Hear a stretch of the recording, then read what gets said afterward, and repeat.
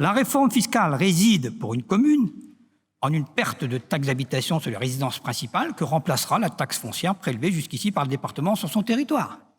L'écart entre les deux taxes étant comblé par un fonds de neutralisation versé ou reçu qui évoluera au rythme des bases de la taxe foncière. Alors tout ça, vous voyez, ça nous paraît très très simple.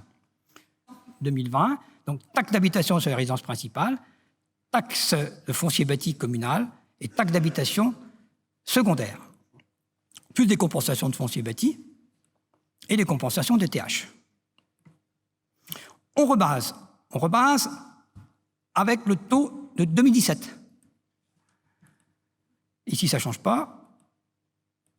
Ici non plus. Ici non plus.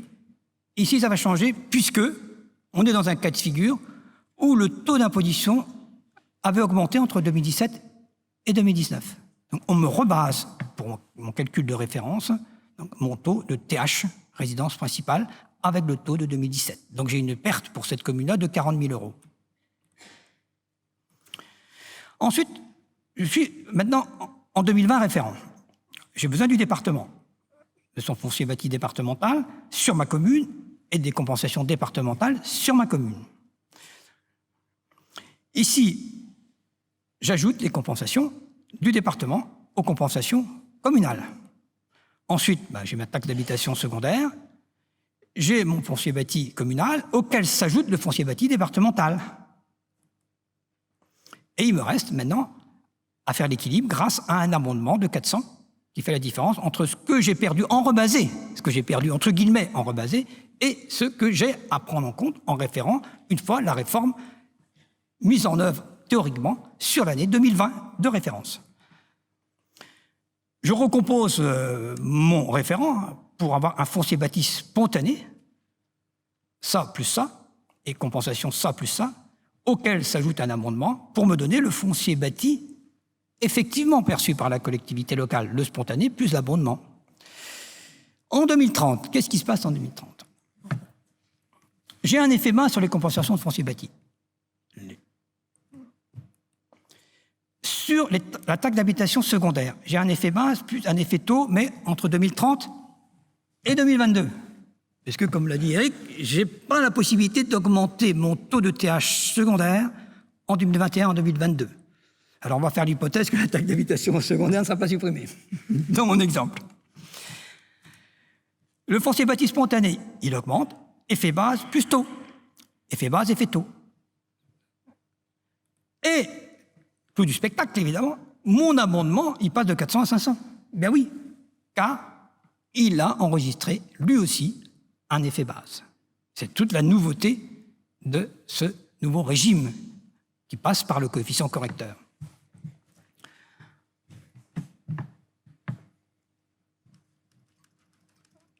Ça, c'est dans le sens inverse, hein.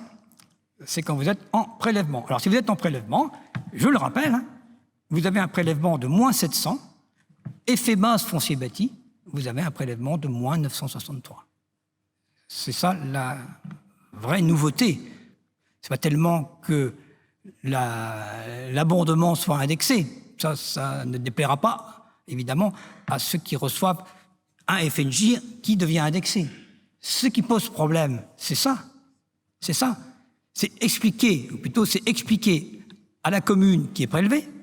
Déjà, à lui expliquer qu'elle est prélevée, c'est quelquefois difficile, alors que c'est qu'une simple neutralisation. Mais en plus, lui expliquer que ça va augmenter son prélèvement pour permettre d'ailleurs à l'abondement des autres d'augmenter selon les bases d'imposition de foncier bâti. Alors, on peut recomposer comme je le fais, sans plus passer par le coefficient correcteur. Les 10 et les 2,340 du département arrivent ici et ici. Je gagne les 2,350 ici. Je perds mes 1,580. J'ai une différence de 770, toujours la même. Je n'ai pas d'exemption, donc c'est une différence nette. Celle-là vient là. Ouais. J'ai tout simplifié. J'ai calculé ça. Je le fais apparaître en année de référence comme étant un ajustement. Et je fais apparaître l'ajustement. Et à partir de là, j'ai ça moins ça égale ça. Ma compensation de foncier bâti, et j'ai mon 4 970 qui est égal au 4 970. À partir du moment où j'ai ça, Donc, je vous mets pour mémoire le coefficient correcteur ici, mais je n'en ai pas besoin. Je fais de la prospective jusqu'en 2030. J'ai perdu ma taxe d'habitation, sauf ma taxe d'habitation secondaire, donc qui augmente selon un effet taux, un effet base. Mon produit de foncier bâti spontané augmente de 10% en effet taux, de 25% en effet base, soit 7 343 000 à l'arrivée. Et je corrige selon un ajustement, qui est ici un prélèvement qui va augmenter de 25%, comme l'effet base de foncier bâti. Je prends mes 770, donc j'augmente ça de 25%, j'obtiens moins 963. C'est tout simplement ça. Et j'obtiens le produit de foncier bâti de 6 380 000. Et tout s'enchaîne pour me donner mon total de produit fiscal. Voilà finalement la recomposition. C'est même ce qu'on fera dans les logiciels de prospective. Je ne passe pas par le coefficient correcteur.